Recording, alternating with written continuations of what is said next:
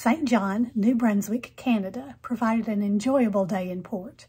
I'm going to take you on the excursion that we took and then show you around the port area so you can see what there is to do here when you get to come to St. John.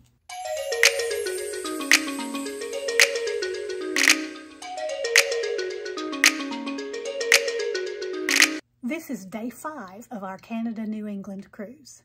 We started in New York City. First stop was Newport, Rhode Island, then to Boston, Massachusetts, Bar Harbor, Maine, through the Bay of Fundy, and now to St. John, New Brunswick.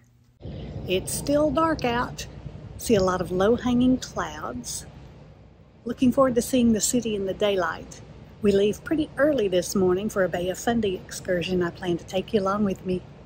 First stop today is St. John City Market. It looks like St. John, New Brunswick is happy to have cruise passengers.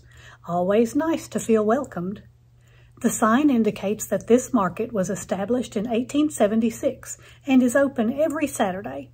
This is Wednesday, and maybe everything is not open, but they seem to be doing business. I gather that it is mostly tour bus people, but let's take a look around. There are several choices of eating places that might be open later in the day. Craft vendors have booths, and I was able to purchase a postcard from one of the vendors. Just outside the market, there is a nice park. So if you were to get something to eat, you could go to the park and enjoy. We drove through the city. I really like seeing the architecture of these New Brunswick homes. Sorry about the reflection from the bus windows. We stopped at the reversing rapids. Twice per day, because of the tides at the Bay of Fundy, the water will change directions here. Our timing for this stop did not coordinate with the tides, so we never saw the rapids actually reversing, but we got to see where this would happen and read some of the placards explaining it. It is not actually the most scenic spot with the pulp and paper mill in the background. If I shift my view, we see the bridge over the gorge. It took 4 tries to build this bridge. The first 2 tries collapsed. The third one was destroyed in a storm, and in this case, 4th time's the charm. As you can see, this is a popular stop for the motor coaches and tourist buses. Back on board again for a drive through the countryside. We passed this beautiful bed and breakfast. Our next stop was an area called the Caves. There are 2 restaurants here, the Seaside Restaurant and the Caves Restaurant. We chose the Caves and discovered it had a pretty large menu. My hubby ordered the clam chowder, while I wanted to be adventurous and try poutine. We found a table with a view, and soon our lunch was served. I had never heard of poutine before this trip.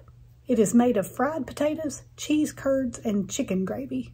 What's the verdict? I liked it. How can you beat wonderfully starchy comfort food? And my hubby thought the clam chowder was really good too. If he had to rank them, he would probably still put the Boston chowder as number 1, but this was pretty close second. Our total for lunch came to $35.34 Canadian. We were charged a 10-cent bottle deposit. I assume for the cans, if any of you Canadians might be watching this channel, put it in the comments below and let us know about the bottle deposit. I left our cans on the table. Hopefully our waitress will be able to collect all of those cans and make a nice little extra tip. We had just enough time to walk around a little, and people searched for interesting striped rocks. When the tides go out, people can actually walk all the way out to this point and can venture into the caves on rocky ground. Next stop is at the community of St. Martin's for covered bridges and lighthouses. And if you position yourself just right, you can get both in one photo. There are some souvenir shops and an ice cream stop with a unique name.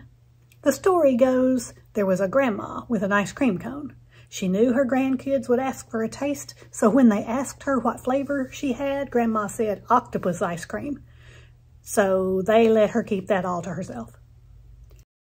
It was a serene and peaceful location, except for the gentleman who was playing the bagpipes and singing Elvis music.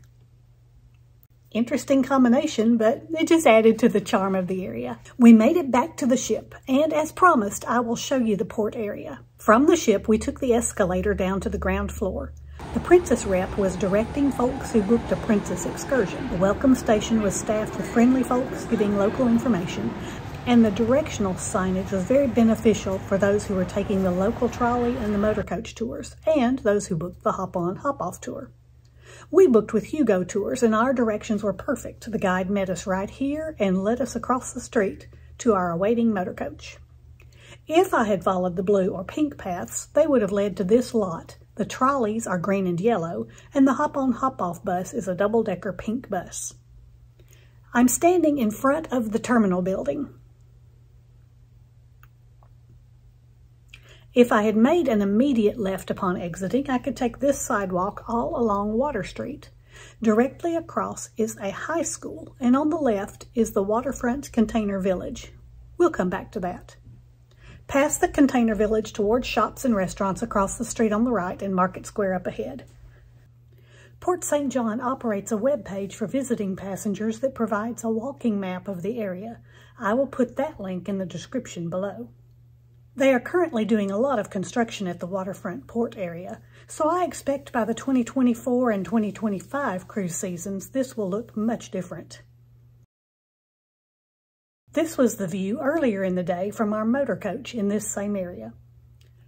To get back to the ship, you walk through the container village, where there are multiple places to eat and drink and shops with a great variety of vendors. This was a lot more fun than your typical merchants lining the terminal area as we headed back to the ship. I love how colorful and welcoming everything was. Before we leave port, I'll show you a little more of an aerial view of this area. There is the high school, the hop-on and hop-off and tour bus parking area, container village, and downtown St. John. Goodbye, St. John. This is Shirley with Shirley's Journeys, and I hope all of your journeys are pleasant ones.